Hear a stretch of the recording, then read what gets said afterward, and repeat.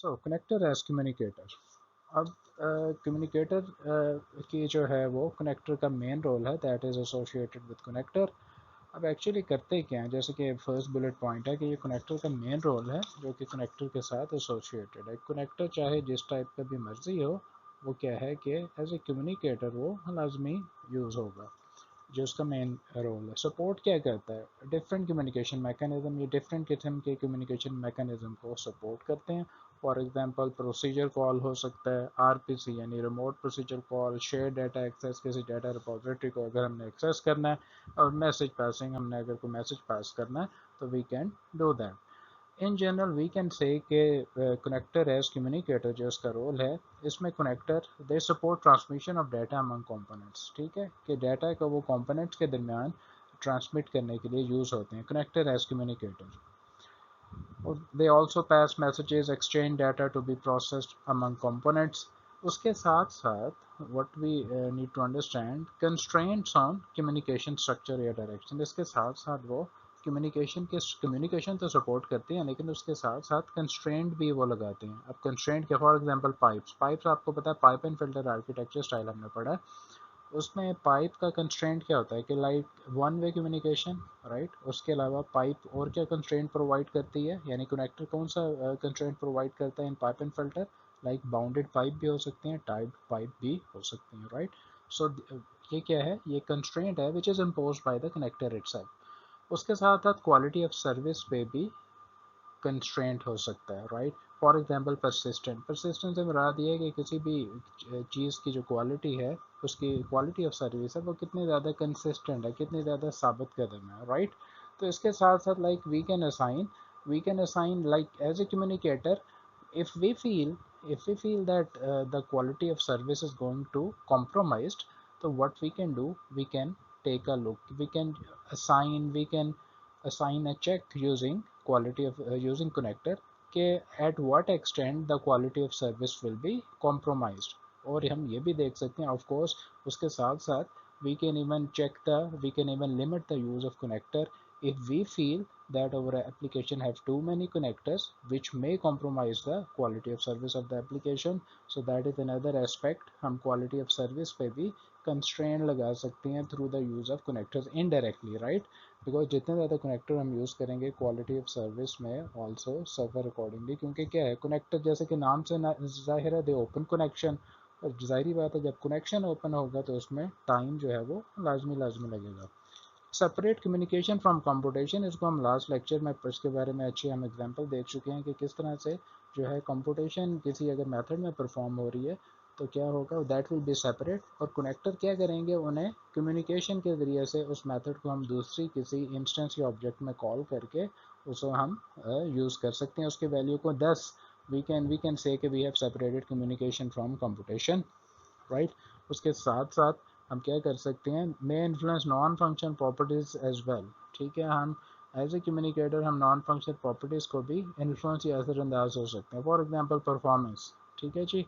Performance जैसे कि अभी हमने बात की कि परफॉर्मेंस में सफ़र, ठीक है, जितनी ज़्यादा कम्युनिकेशन ज़्यादा होगी उतनी ही ज़्यादा परफॉर्मेंस जो है वो सफ़र होगी। और अगर परफॉर्मेंस सफ़र होगी, राइट, तो क्या है, क्वालिटी ऑफ सर्विस वो भी सफ़र होगी, राइट। इसका इसके साथ डायरेक्ट लिंक है।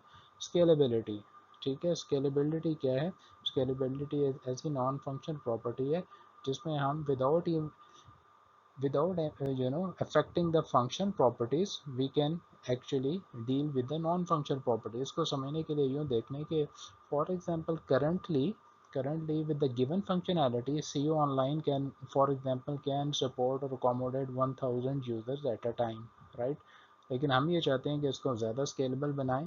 तो स्केलेबिलिटी एनहेंस या इंक्रीज करने का मतलब क्या होगा कि without disturbing the functional properties, what we do, we make CO online to provide service to 2000 user simultaneously, बजाय कि 1000 के वो 2000 यूज़र्स को साइमल्टेनियसली सर्विस प्रोवाइड कर सके, again without disturbing is functional properties. ठीक है, तो of course using connector we can affect or we can influence scalability issue as well। security, ठीक है, security भी है, that can also be influenced using connectors. जैसे कि पहले भी आपको एक एग्जांपल भी गाल में पहले भी दी थी एन ब्लॉक के हवाले से, कि एन ब्लॉक के जो दरवाजे हैं they are a kind of connectors, ठीक है। तो जितने कम दरवाजे होंगे उन्हें सिक्योर करना ज़्यादा आसान होगा, जितने ज़्यादा दरवाजे होंगे, ठीक है, उसमें यूज़बिलिटी तो एन ब्लॉक की बढ़ जाएगी, लेकिन एन ब्लॉक को सिक्योर करना थोड़ा मुश्किल हो जाएगा। So that's why using connector we can even influence security as well.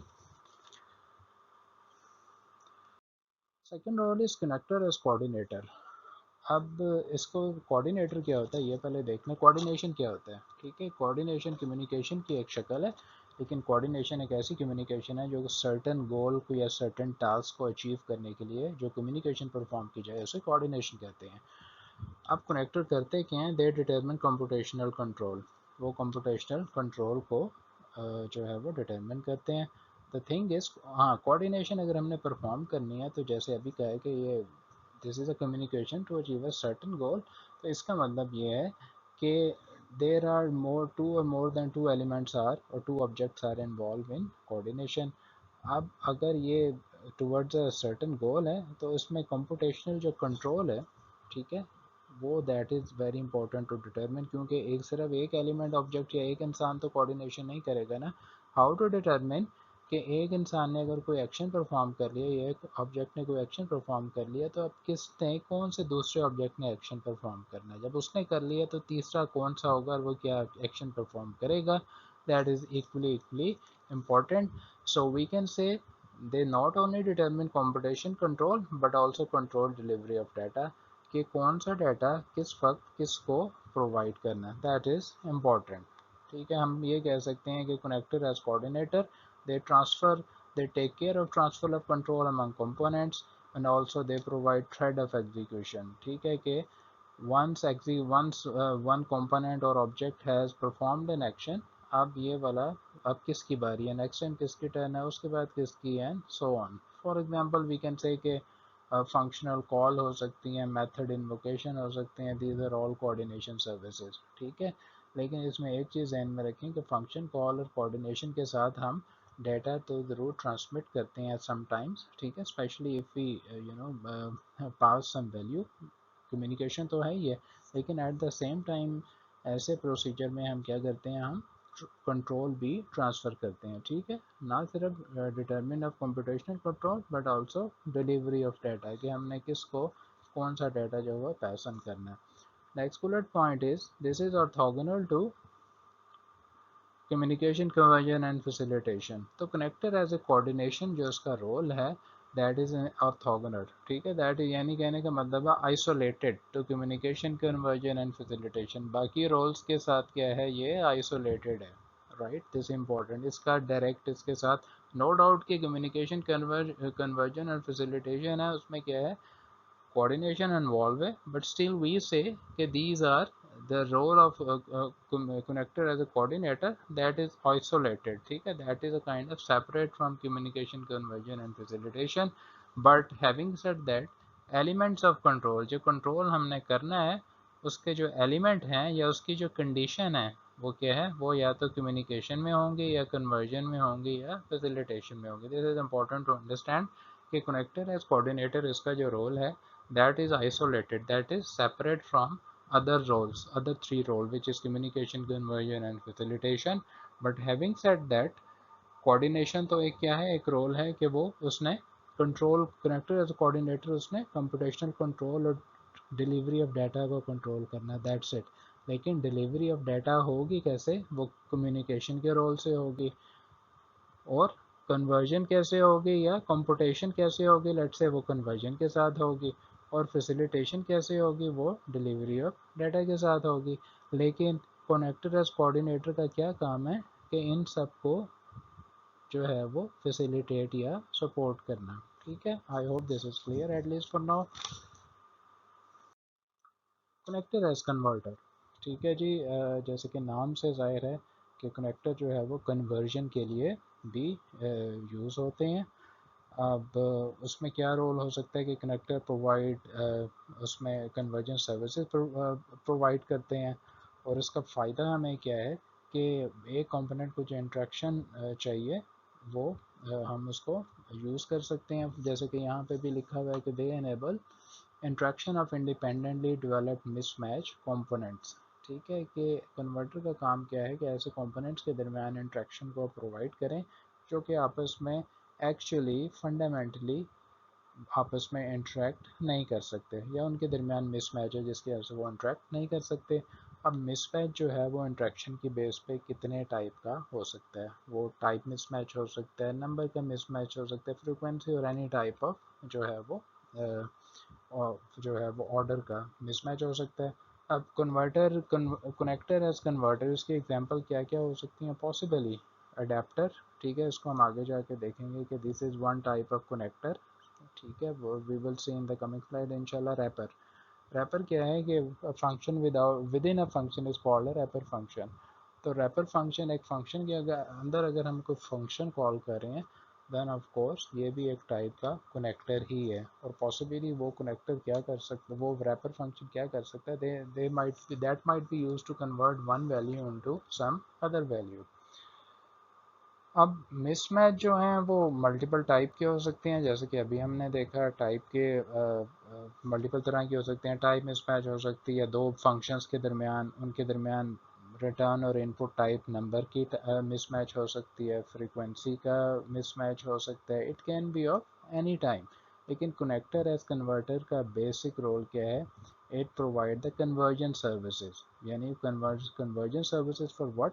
To transform the interaction required by one component to that provided by another component, right? उसकी जब हम एग्जांपल देखेंगे that should be more clear to you, like connector types में connector as converters की हम example देखेंगे, that will be more clear to you then.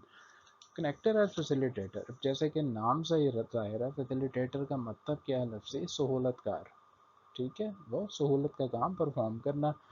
अब इसमें ये इसको ये देखना है कि उनका मेन फंडामेंटल रोल क्या है, वो करते क्या हैं, वो दे मीडिएट एंड स्ट्रीमलाइन इंट्रैक्शन, ठीक है, मीडिएट करते हैं और इंट्रैक्शन को स्ट्रीमलाइन करते हैं। उससे ऊपर हमने क्या पढ़ा है कि they enable interaction of components intended to interoperate. हम करते क्या हैं, फैसिलिटेटर का काम क्या है कि ऐसे कंपोनेंट्स के दरमियान इंट्रैक्शन को इनेबल करना, ठीक है, जो कि आपस में फंडामेंटली, ठीक है, फंडामेंटली तो एक दूसरे के साथ इंटरेक्ट नहीं कर सकते, बट वी आर इंटेंडिंग और we are planning for them to communicate with each other, ठीक है, इंटर ऑपरेट। वो हम उनको चाहते हैं कि हम उनको आपस में ज्वाइन करें, किस तरह कंबाइन करें, लाइक उनकी वैल्यू आपस में वो एक दूसरे की वैल्यू को यूज़ करें। अब अगर ये सिचुएशन है तो कनेक्टर एज फैसिलिटेटर का क्या काम होगा? They will mediate and streamline interaction. अब मीडिएट का अगर लफ्ज़ी मतलब हम देखें तो इसका मतलब है सालसी करना, ठीक है, सालसी हम तभी करते हैं उर्दू में, उर्दू का मतलब यूज़ कर रहे हैं सालसी करना, सालसी हम तभी करते हैं जब दो के दरमियान झगड़ा या आर्गूमेंट हो। अब सॉफ्टवेयर दो अगर मेथड है तो उनके दरमियान फिजिकल झगड़ा तो नहीं हो सकता, वो झगड़ा एटलीस्ट यही होगा कि उनके आपस में कन्फ्लिक्ट है। वो कन्फ्लिक्ट क्या है? हो सकता है एक की इनपुट कुछ और है और दूसरे की आउटपुट कुछ और है, इस तरह दूसरे की अगर इनपुट कुछ और है तो पहले की आउटपुट कुछ और है, एंड सो ऑन। और स्ट्रीमलाइन इंट्रैक्शन यानी सालसी करना, और स्ट्रीमलाइन से लफ्ज़ी मतलब क्या होगा? रुकावट के बगैर, यानी उनके दरमियान कन्फ्लिक्ट को दूर करना और आपस में उनके जो इंट्रैक्शन है उसे बिला किसी रुकावट के सर अंजाम देना। अब एक और इसका काम ये हो सकता है govern access to shared information. अगर कोई शेयर्ड इन्फॉर्मेशन है तो उसको मल्टीपल जो है वो मेथड एक्सेस कर रही हैं, तो यकीनन हम नहीं चाहेंगे कि उसमें भी कोई कन्फ्लिक्ट की सिचुएशन पैदा हो। तो what we can do, we can write a method, और वो मेथड क्या करेगा कि हर जो इंफॉर्मेशन को जो भी सोर्स शेयर कर रहा है वो they that will assign time to them, ठीक है, टाइम लिमिट होगी। जैसे for example see you online की अगर हम बात करें, सी ऑनलाइन में लेट से ये चेक है कि सुबह 9 बजे से लेके 3 बजे तक अंडर ग्रेजुएट स्टूडेंट इसे एक्सेस करेंगे, और उसके बाद शाम 4 बजे से 6 बजे तक इसको ग्रेजुएट स्टूडेंट एमएस स्टूडेंट करेंगे, और उसके बाद शाम 7 से रात 9 बजे तक इसको पीएचडी स्टूडेंट एक्सेस करेंगे। तो जो भी मेथड ये काम परफॉर्म करने के लिए स्ट्रीमलाइन के लिए हम यूज़ करेंगे that will be a facilitator, ठीक है, जो हर एक को फैसिलिटेट करे। वन एग्जांपल, इस तरह इसकी मल्टीपल किस्म की एग्जांपल हो सकती हैं। अब why it is used,